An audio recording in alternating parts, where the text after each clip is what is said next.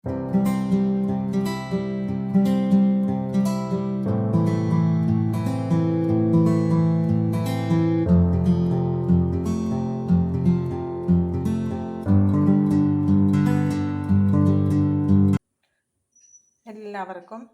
KPS കറി വേൾഡിലേക്ക് സ്വാഗതം. നമുക്കിന്ന് ചക്കയുടെ സീസണൊക്കെ തീരാറായി വരികയാണല്ലോ. അപ്പോൾ ഒരു ചക്ക ഉണ്ടായിരുന്നു, അതെല്ലാം അടത്തി പറക്കി വെച്ചു. ഈ മഴയായത് കാരണം ചക്കയുടെ ആ ചുളയ്ക്കുള്ള കളറും ഒക്കെ അങ്ങ് മാറി. എന്നാലും മധുരമുണ്ട്, നല്ല മധുരം ഉള്ളത് കൊണ്ട് ഇന്ന് ചക്കയപ്പം ഉണ്ടാക്കാമെന്ന് വിചാരിച്ചു. ചക്ക സീസൺ തീരുന്നതിന് മുന്നേ ഒരു പ്രാവശ്യം കൂടെ ഒന്ന് ചക്കയപ്പം ഉണ്ടാക്കാം. അതുകൊണ്ട് ചക്കയപ്പം ഉണ്ടാക്കുന്നതിനായിട്ട് ചക്കച്ചുള എടുത്തു വെച്ചിട്ടുണ്ട്, വൃത്തിയാക്കി. ഇന്ന് നമ്മൾ വാഴയിലക്കകത്തല്ല, വഷണയിലക്കകത്തുമല്ല, പ്ലാവിലക്കകത്താണ് ഉണ്ടാക്കുന്നത്.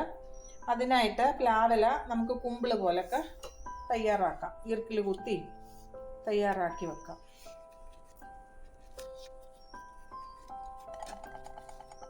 ഇതാ ഇങ്ങനെ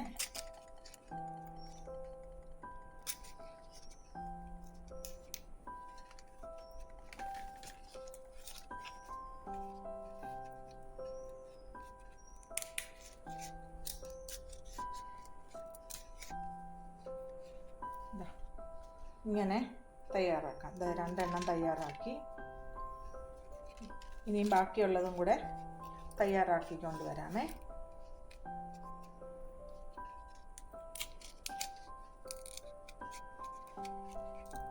ബാക്കിയുള്ളതും കൂടെ ഇതുപോലെ കുമ്പിളാക്കി കൊണ്ടുവരാം. നമ്മുടെ പ്ലാവിലയെല്ലാം എന്താ കുമ്പിളാക്കിക്കൊണ്ട് തയ്യാറാക്കിക്കൊണ്ട് വന്നു. ഇനി നമുക്ക് ചക്കയപ്പം ഉണ്ടാക്കുന്നതിന് ആവശ്യമായിട്ടുള്ള സാധനങ്ങൾ, മെയിനായിട്ട് ചക്ക. ഈ ചക്ക നമുക്ക് മിക്സിയുടെ ജാറിലിട്ട് നന്നായിട്ട് അരച്ചും കൊണ്ടുവരാം.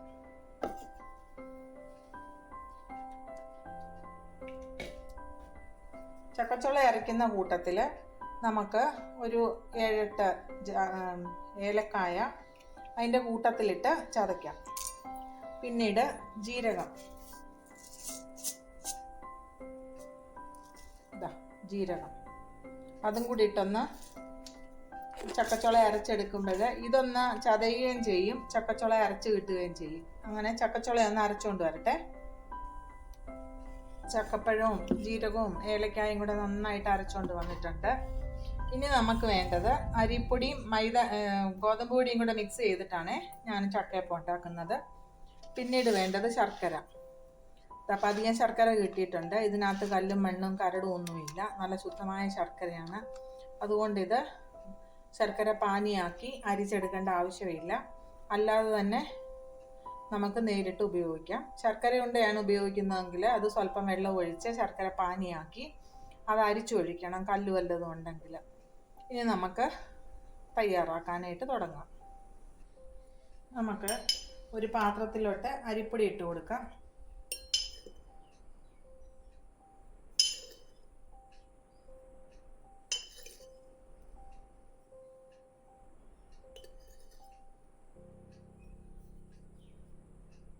നമ്മൾ 4 തവി അരിപ്പൊടി ഇട്ട് കൊടുത്തു. ഇനി ഇതിലേക്ക് അത്രയും തന്നെ നമുക്ക് ഗോതമ്പ് പൊടി ചേർത്ത് കൊടുക്കാം.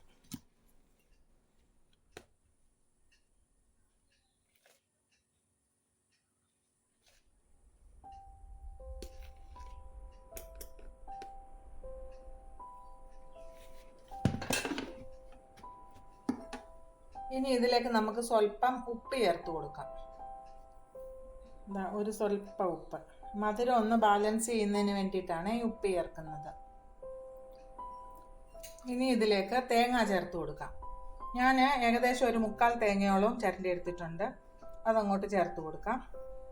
തേങ്ങയ്ക്കൊക്കെ വില കൂടുതലാണ്, അതുകൊണ്ട് നമുക്ക് പറ്റുന്ന രീതിയിൽ ചേർക്കുക. റിലയൻസിൻ്റെ ജിയോ മാർട്ടിൽ ചെന്ന് കഴിഞ്ഞപ്പോൾ അവിടെ തേങ്ങ വിൽക്കാൻ വെച്ചിരിക്കുന്നു, 50 രൂപ എന്നാണ് എഴുതി വെച്ചിരിക്കുന്നത്.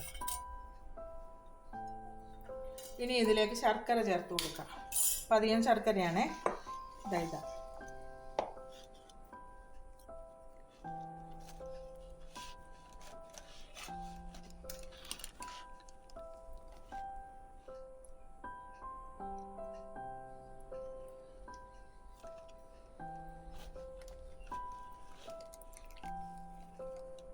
അധികം ചേർക്കണ്ട. നമുക്ക് ഈ സ്പൂണിന് ഒരു 1.5 സ്പൂണോളം ചേർത്ത് കൊടുത്താൽ മതി. കാരണം ചക്കപ്പഴത്തിന് മധുരം ഉണ്ടല്ലോ. അപ്പോൾ ഒരുപാട് മധുരമായി കഴിഞ്ഞ് കഴിഞ്ഞാലും കഴിക്കാൻ പറ്റത്തില്ല. ഇനി നമുക്കിത് നന്നായിട്ടൊന്ന് മിക്സ് ചെയ്ത് കൊടുക്കാം. ഈ ശർക്കരയുടെ സ്പൂൺ തന്നെ എടുത്ത് അങ്ങ് മിക്സ് ചെയ്യാം.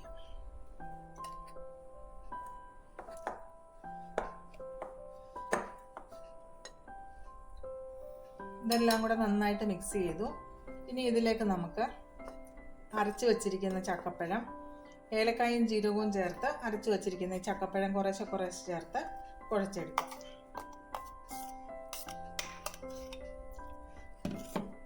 ഇതൊന്ന് മിക്സ് ചെയ്തിട്ട് നമുക്ക് കൈ കൊണ്ട് കുഴച്ചെടുക്കാം. മിക്സിയുടെ ജാറിൽ നിന്ന് ഈ പാത്രത്തിലോട്ട് കുടഞ്ഞിട്ടപ്പോൾ തന്നെ നല്ല മണം വരുന്നു, ചക്കപ്പഴത്തിൻ്റെയും ഏലക്കായുടെയും ജീരകത്തിൻ്റെയും എല്ലാം. അപ്പോഴിത് വെന്ത് കഴിഞ്ഞാൽ ഇതെല്ലാം കൂടെ മിക്സായി വെന്തൊക്കെ കഴിഞ്ഞ് വരുമ്പോൾ നല്ല മണമായിരിക്കും, നല്ല ടേസ്റ്റും ആയിരിക്കും.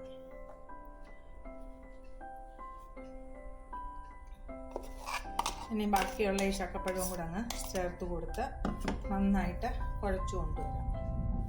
ഇതാണ് നമ്മുടെ അരച്ച ചക്കപ്പഴം ചേർത്ത് നന്നായിട്ട് കുഴച്ചു കൊണ്ടുവന്നിട്ടുണ്ട്.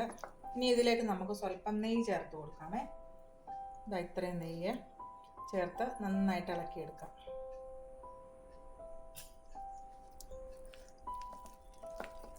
ചപ്പാത്തിയുടെ അത്രയും കട്ടിയായിട്ടിരിക്കേണ്ട, അതിലും സ്വല്പം കൂടെ ലൂസായിട്ട് ദാ ഈ പാകത്ത് ഇരിക്കാം. ഈ സമയം നമുക്ക് മധുരം വേണോ എന്നൊക്കെ ഒന്ന് ചെക്ക് ചെയ്യാം. മധുരമൊക്കെ പാകമാണെങ്കിൽ നമുക്കിത് കുമ്പിളിലോട്ട് നിറച്ച് അടുപ്പത്തോട്ട് വെക്കാം.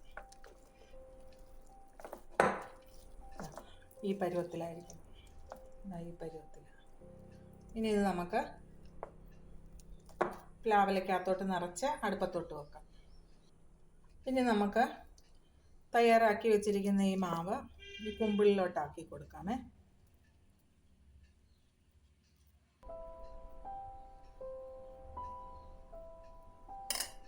ഇതിനെയും നമുക്ക് ഒരു ഇഡ്ഡലി പാത്രത്തിൽ വെള്ളം ഞാൻ ചൂടാവാനായിട്ട് വെച്ചിട്ടുണ്ട്, അതിനകത്തോട്ട് വെച്ച് കൊടുക്കാം.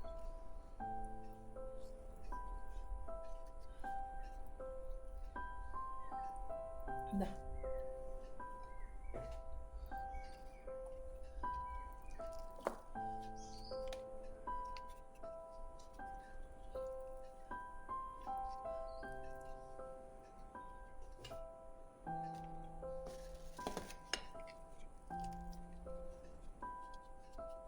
എല്ലാ പ്രാവശ്യവും വാഴയിലക്കകത്തും ഭക്ഷണയിലക്കകത്തുമാണ് ഉണ്ടാക്കുന്നത്. ഇന്നൊരു ചേഞ്ചിന് വേണ്ടിയിട്ട് പ്ലാവില കുമ്പിളിലാണ് തയ്യാറാക്കുന്നത്.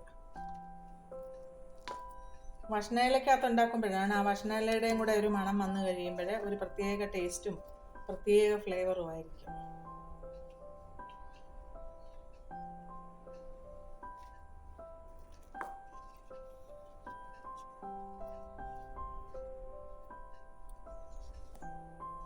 ഇതൊക്കെ ഇപ്പോഴ് അധികം ആരും ഉണ്ടാക്കാത്ത പഴയ നാടൻ പലഹാരങ്ങളാണ്.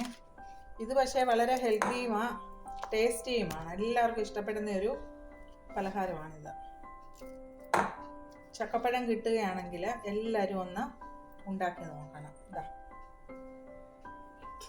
ഇങ്ങനെ ബാക്കിയുള്ള എല്ലാ മാവും കുമ്പിളിനകത്താക്കി അടുപ്പത്തോട്ട് വെക്കാം. നമ്മുടെ മാവ് തയ്യാറാക്കിയതെല്ലാം പ്ലാവിലേക്കകത്താക്കി ഇഡ്ഡലി പാത്രത്തിനകത്ത് ആവി വന്നു തുടങ്ങി.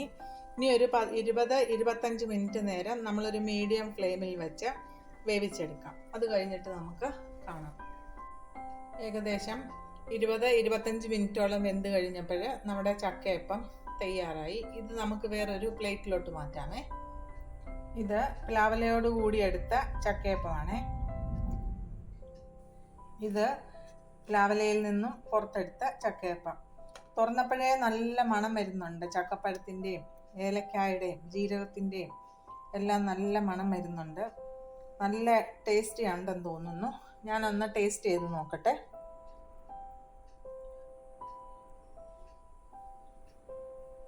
നല്ല ടേസ്റ്റ് ഉണ്ട്. തേങ്ങായുടെയും ചക്കപ്പഴത്തിൻ്റെയും ഏലക്കായുടെയും എല്ലാം നല്ല ഫ്ലേവർ ഉണ്ട്. വളരെ ടേസ്റ്റിയാണ്. ആവിയിൽ പുഴുങ്ങിയത് കൊണ്ട് ഹെൽത്തിയുമാണ്.